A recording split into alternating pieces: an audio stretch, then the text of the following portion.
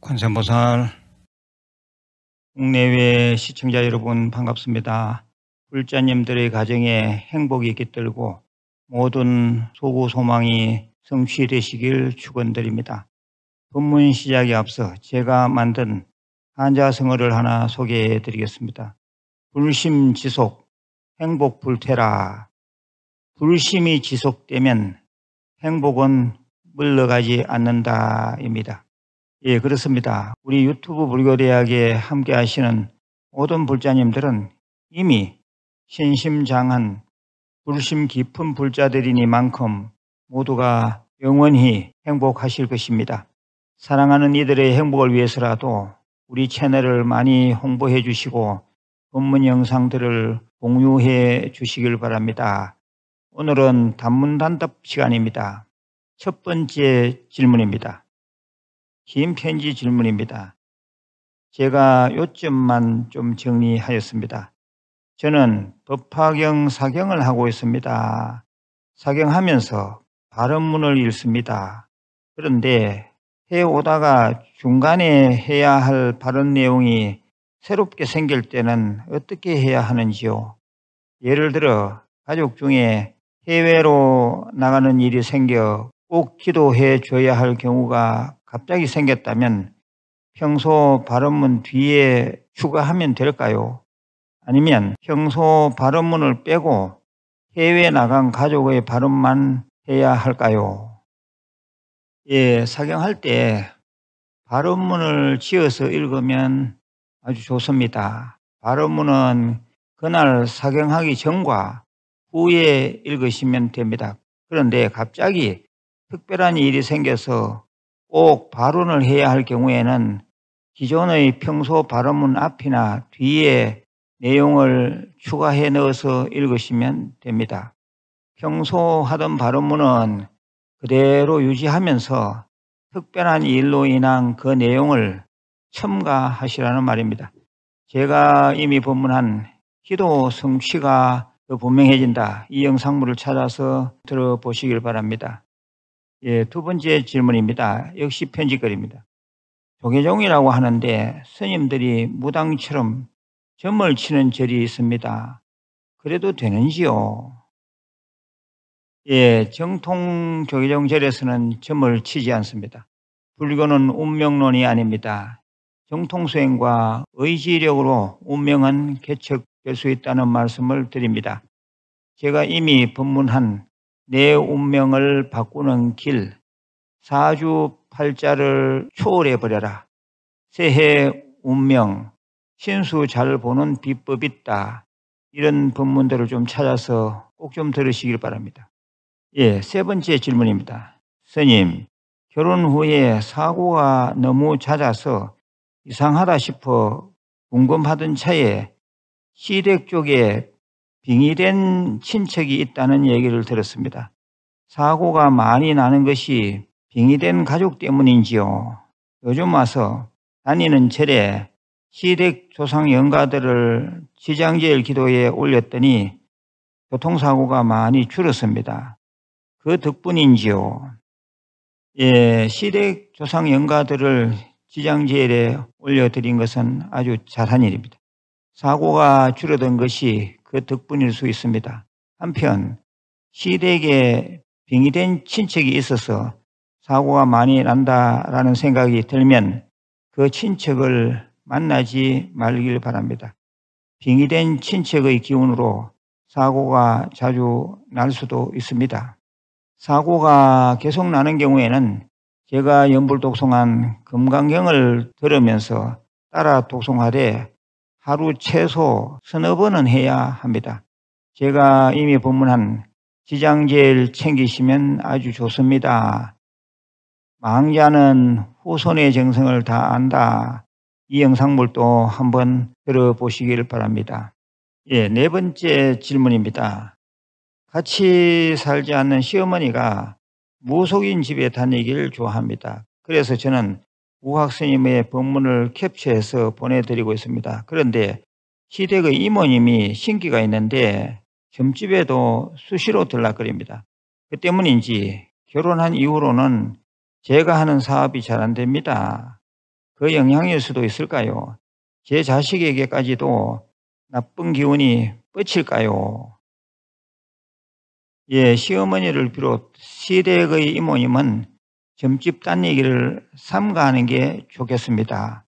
집안에 잡신의 기운이 많으면 사업이 잘 안 될 수도 있습니다. 또 자식이 나쁜 기운을 받지 않게 하려면 시어머니나 이모라는 사람을 자주 만나선 안 됩니다. 집안에 늘 금강경을 틀어놓고 따라하는 것이 상책입니다. 초하루 신중기도에 꼭 좀 동참하시고요. 자식은 믿음이 가는 스님의 마을 상좌로 인연 지어 주시길 바랍니다. 제가 이미 법문한 마을 상좌, 유발 상좌, 이 영상물을 참고하시길 바랍니다. 예, 5번째 질문입니다. 반포도량 K부처님 마을에 있는 세계불교박물관을 둘러보고 참 많은 것을 느꼈습니다. 그 중에서도 고성의 사리가 참 인상적이었는데 사리는 어떻게 나오며 제가 신도에게도 사리가 나올 수 있는지요? 예, 세계불교박물관 2층에 고성의 사리가 모셔져 있습니다. 사리는 개정해, 삼학을 잘 닦고 육바라밀을 잘 실천하면 나온다라고 하였습니다. 그러므로 제가 신도에게서 사리가 나올 수도 있습니다. 가끔 보면 제가 신도의 몸에서 사리가 나왔다는 얘기도 있습니다. 예, 6번째 질문입니다. 스님, 저는 사경을 좋아합니다. 요즘 금강경을 사경하고 있는데 법화경 등 다른 대성경전도 하고 싶습니다. 동시에 해도 되는지요? 금강경 사경을 얼마나 한 뒤에 법화경 사경을 시작할까요? 예, 서로 다른 경전을 동시간대에 사경하는 것은 좋지 않습니다. 최소 10시간의 텀을 두고 하시길 바랍니다. 또 금강경 사경을 얼마나 한 뒤에 법화경 사경을 하는 게 좋은가라고 물으셨는데 금강경 사경을 최소 6개월 이상 한 다음 법화경으로 넘어가는 게 좋습니다. 7번째 질문입니다. 스님, 저는 유튜브 불교대학 멤버십 회원으로 열심히 공부 중에 있습니다. 스님의 강의에 푹 빠져 있습니다. 답답해서 말씀드립니다. 저는 서울의 어느 큰 절에 다니고 있는데요. 얼마 전부터 절 안에서 푹도 치고 징도 치면서 연부를 하는데 영 듣기가 안 좋습니다. 꼭 무당 분위기가 나서 절에 가기가 꺼려집니다.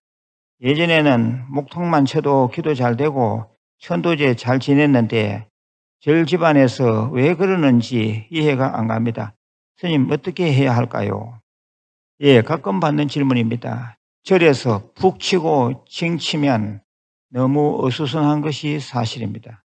예전에 1960년대 말 조계종에서는 목탁과 요령만으로 불공드리고 천도하자고 약속을 했었다고 합니다. 이 약속이 지금까지 잘 지켜졌었는데 무슨 이유인지 요즘 들어 법당에 북소리와 징소리가 다시 생겨났습니다. 이미 유수한 절들에서 하고 있으니 달리 드릴 말씀은 없습니다. 본인의 취향에 맞는 절을 찾는 수밖에 없습니다. 우리 절 한국불교대학 대관음사는 지금까지 해오던 전통대로 모든 도량에서 옥탑과 요령만을 사용하여 기도하고 있습니다. 도량 전체를 관리하는 회주인 저의 철저한 방침입니다. 혹시 불교는 명상의 종교라는 특징이 있는데 북소리와 징소리는 그에 적합하지 않다라는 생각이 들면 다니는 사찰의 주지스님이나 기도스님들께 목탁과 요령만 사용하자고 따로 건의해 보시길 바랍니다. 8번째 질문입니다. 장사하는 가게의 주방에 문제가 생겨 손을 보았습니다. 그런데 어떤 사람이 조항에 손을 대서 재물을 막고 있다고 합니다. 어떻게 하죠? 예, 그 공간에서 화엄경 약 1000개를 조속으로 외우시길 바랍니다. 연불을 틀어놓게라도 하십시오. 9번째 질문입니다. 독송을 하고 자는데 2주 전부터 매일 꿈을 꿉니다. 현실처럼 생생합니다. 어떻게 해야 할까요? 예, 주무시는 동안에 7시간짜리 연불을 아주 작은 소리로 틀어 놓으시길 바랍니다. 금강경이나 관음정건이 좋습니다. 예, 10번째 질문입니다. 관음정건을 하거나 경련 독송을 할 때 속도를 아주 빠르게 해서 하는데 괜찮은지요? 예, 정신만 또렷또렷하면 아무 관계 없습니다. 오히려 잡념이 많이 들 때는 빠르게 하는 것을 권해드립니다. 11번째 질문입니다. 스님의 찐팬 불자입니다. 빙의, 신기가 있으면 항마진언은 안 외우는 게 좋을까요? 예, 항마진언 외우면 좋습니다. 시간 여유가 더 있다면 금강경을 많이 듣고 읽고 쓰시길 바랍니다. 예, 이상으로 오늘 단문단답은 끝이 났습니다. 많은 질문과 좋은 것들이 계속해서 들어오고 있습니다만 시간 관계상 이쯤에서 마치고 다음 주에 또 이어서 하겠습니다. 마지막으로 공지사항입니다. 복된 도량, 지혜도량, 한국불교대학, 유튜브 불교대학 대관음사에서는 불기 2569년 부처님 오신 날을 맞이하여 연등 공양을 접수받고 있습니다. 꼭 동참하시어 성취와 공덕의 값이 받으시길 바랍니다. 자세한 내용은 각 도량 종무소로 전화 주시면 친절하게 상세히 안내해 드릴 것입니다. 끝으로 보공양 진언을 3번 외우겠습니다. 오마아나 삼바바 바라훔, 오마아나 삼바바 바라훔, 오마아나 삼바바 바라훔. 예, 늘 건강하시고 내일 다시 뵙겠습니다. 관세음보살